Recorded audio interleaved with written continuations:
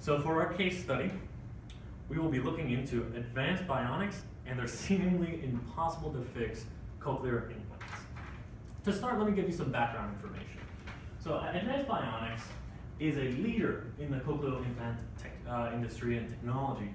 They've been in the industry for more than 20 years. They've had their flagship product in this space is a high-res 90K implant. All in all, that seems like a great setup for a good product, a great company that knows its field. It also has other auditory solutions. They also have non-invasive hearing aids. They should know their industry, you would think.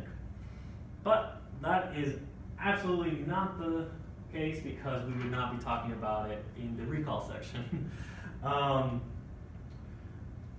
The high-res 90K has been on the market since 2002, but it has not been a smooth time in the market. Its first recall was in 2004. This was when Advanced Bionics was noticing that there was some moisture problems that was leaking into the enclosure.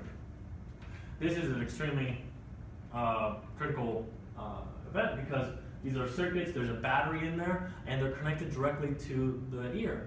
And they're inside your skull. This is a very delicate area, and this needs to be very safe. So they recalled all implemented implants, unimplemented implants. So they said, well, notice, give us all our implants back, and we'll take care of them.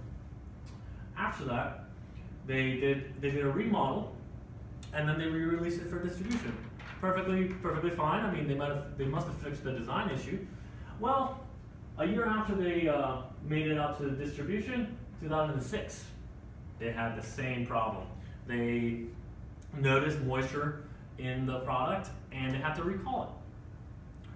So two strikes. Then they reworked it and redeployed it. This is where they get into their first stumble. They actually got sued by the FDA in 2007 for $1.1 million.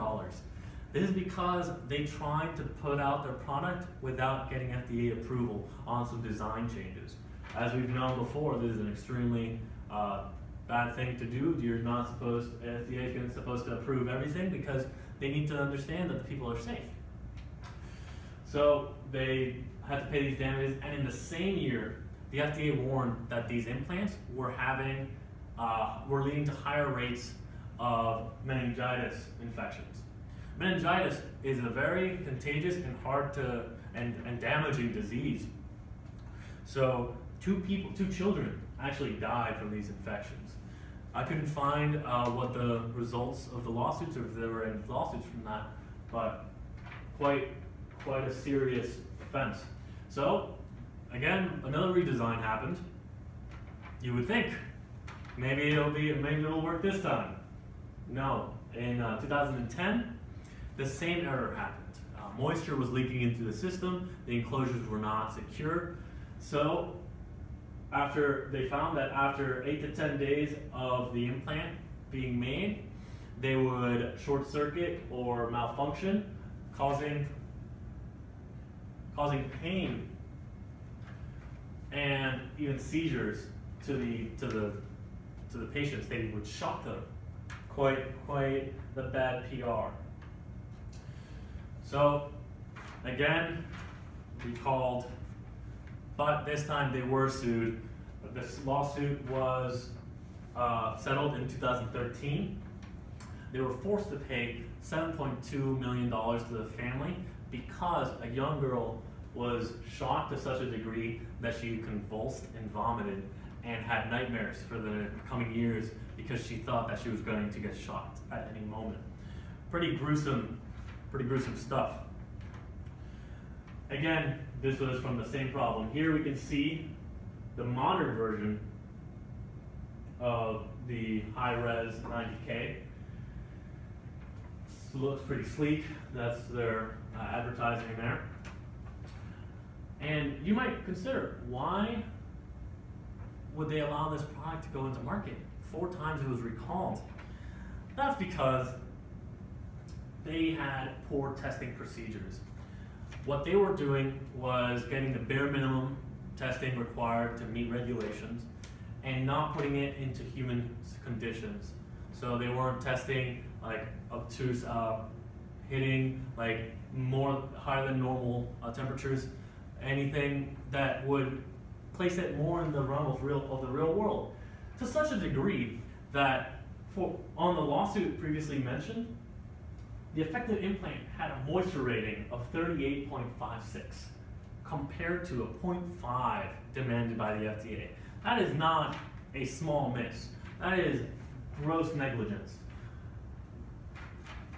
But it's actually pretty crazy. Right now, the device is on the market. The 2016 iteration has no negative news connected to it, but they seem to be doing well. There are other problems that they had with that led to their malfunctions, were that they would change manufacturers of their seals without alerting the FDA. They didn't have a proper vetting procedure. Really, what this company was focused on was getting a product out and getting a newer model to try and compete. This is a very similar case to what the Samsung fiasco. Sometimes when companies decide that profits are more important than safety, you get situations like this where people die, where people get seriously injured. And I mean, they have been caught, thankfully, but this was a very eye-opening experience for me because this was the most incredible case. 4 times it was recalled and 4 times it was put back on the market.